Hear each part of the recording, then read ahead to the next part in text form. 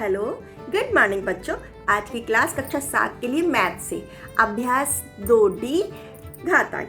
बच्चों, हम धनात्मक ऋणात्मक घातांक को समझते हुए इसी अभ्यास के कुछ और प्रश्नों को भी समझते हैं और अपना काम आसान बनाते हैं। तो चलिए शुरू करते हैं। ये वीडियो आपके लिए पार्ट 2 के रूप में है। बच्चों, अब हम अभ्यास 2D के आगे के इन प्रश्नों को हल करना सीखेंगे। बच्चों देखो, छठा प्रश्न है अब 2 गुणा 3 पूरे की घात 6 गुणा 6 की घात -3 का मान ज्ञात कीजिए।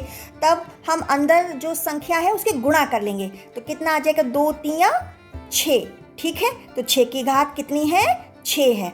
फिर ये वाला गुणा, फिर 6 की घात -3। अब आधार 1 है, गुणा रूप में है, हम घात अंक को जोड़ देंगे। तब 6 की घात कितना हो जाएगा, 6 प्लस में कितना जोड़ेंगे, -3। ठीक है, तो 6 में से 3 घट जाएगा, कितना बचेगा, 6 की घात 3।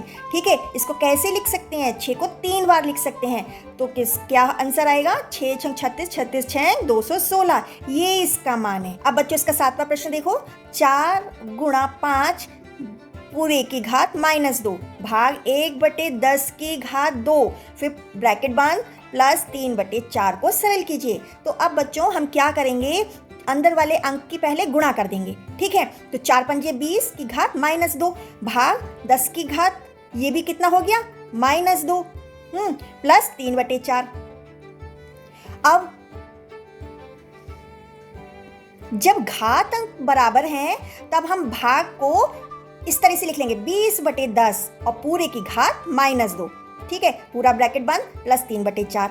तो ये कितना हो गया, 10 एकम 10, 10 दूनी 20। ठीक है, 2 की घात -2 प्लस 3/4। अब 2 की घात जब -2 होती है तो इसको व्युत्क्रम में लिख लो। तो कैसे लिखेंगे, 1/2 की घात 2 प्लस 3/4। ठीक है, तो 2 का वर्ग कितना होता है, 4, 1/4 प्लस 3/4। देखो बच्चों, यहाँ पे हर बराबर हैं तो हम क्या करेंगे, अंश को जोड़ देंगे।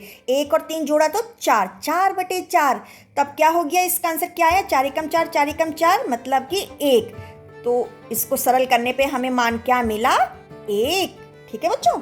अब बच्चों ये 8वां प्रश्न है, मंझले ब्रैकेट में लिया गया है 3/5 की पूरे की घात 0 प्लस 3/5 की घात 1 प्लस 3/5 की घात 2, फिर मंझला ब्रैकेट बंद, भाग है 7/5 की घात पूरे की 2।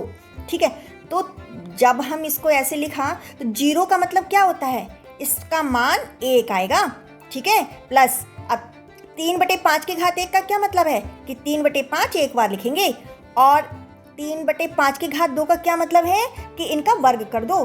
तो 3 3 9 बटे 5 5 25। ठीक है, भाग 7/5 की घात 2।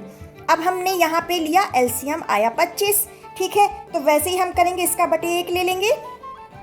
क्या करेंगे, इस 1 के 25 में भाग लगाएंगे तो 25 आएगा, 25 के 1 में गुणा करेंगे तो भी 25 आएगा, प्लस 5 का भाग 25 में लगाओ, 5 पंजे 25, 5 की अब इस 3 में गुणा कर दो, 5 3 15, ये प्लस लगाओ, 25 का भाग अब 25 में लगाएंगे, 25 एकम 25, एक बार आया, 1 की गुणा 9 में करेंगे तो 9 एकम 9। ठीक है, अब साथ में इसको भी लिख लो। ठीक है, अब इन अंश को जोड़ दो, तो 25 15 40, 40 में 9 जोड़ा 49, 49/25 हो गया।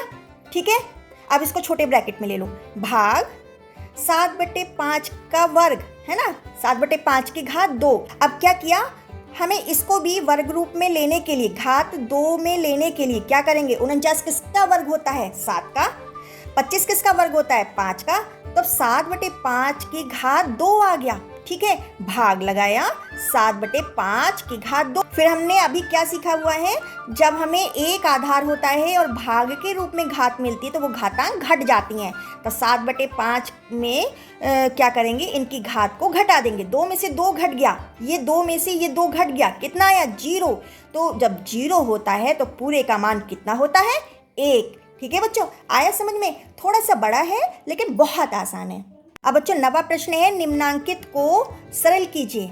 ठीक है, तो 2 की घात -2 माइनस मंझला ब्रैकेट -2 की घात -3, फिर छोटा ब्रैकेट 2 की घात -2 -3 की घात -2, छोटा ब्रैकेट बंद, मंझला ब्रैकेट बंद। अब बच्चों पहले हमने सवाल लिख लिया, फिर हम इसको देखते हैं कि माइनस में घात हैं सभी की, तो हम इसको अब रेसिप्रोकल कर लेंगे।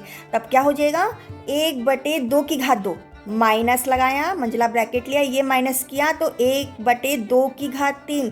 ठीक है, रेसिप्रोकल करते ही ये घात प्लस में बदल जाती हैं, हमेशा याद रखना। माइनस फिर 1/2 की घात 2 माइनस 1/3 की घात 2, छोटा ब्रैकेट बंद, मंझला ब्रैकेट बंद। हमने ऐसे तो कर लिया।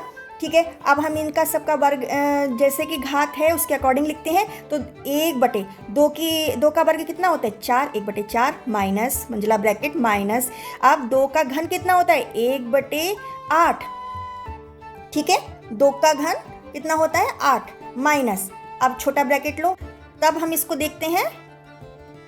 1/2 की घात 2, तो 2 का वर्ग कितना होता है 4, 1/4 हो गया माइनस 3 का वर्ग कितना होता है 9, तो 1/9। अब हम हल इसको करेंगे। ठीक है, ये मंझला ब्रैकेट लगा दिया। अब हम हल इसको करेंगे। ठीक है, अभी हम इन सबको हल नहीं करेंगे, इनको हल करेंगे बस। तो इसका एलसीएम लिया आया 36, सभी को लिखा। अब इसका एलसीएम आया 36, तो 4 का भाग लगाओ, 4 नेम 36, 9 आया, 9 की गुणा कर दो 1 में। ठीक है, 9 एकम 9 माइनस लिया, 9 का भाग लगाओ 36 में, 4 आया, 4 की गुणा 1 में करो तो 4 एकम 4। ठीक है, अब ये हम फिर से पूरा लिखेंगे। अब बच्चों हमने ये छोटा ब्रैकेट हटा दिया और 9 में से 4 घटाया तो आया 5, 5/36। अब हम मंझले ब्रैकेट को सॉल्व करेंगे। ठीक है, अब ऐसे कैसे ही लिखा, माइनस लगाया, मंझला ब्रैकेट लगाया। अब इसका एलसीएम लेंगे हम, तो आया 72। तो 8 का भाग लगाया 72 में, तो आया 9 बार, 9 की गुणा 1 में करेंगे तो 9 एकम 9, तो माइनस का 9 आ गया। ये माइनस लगाया, 36 का भाग लगाया 72 में, 2 बार आया, 2 की गुणा अंश में करेंगे तो 2 पंजे 10, 10 आ गया।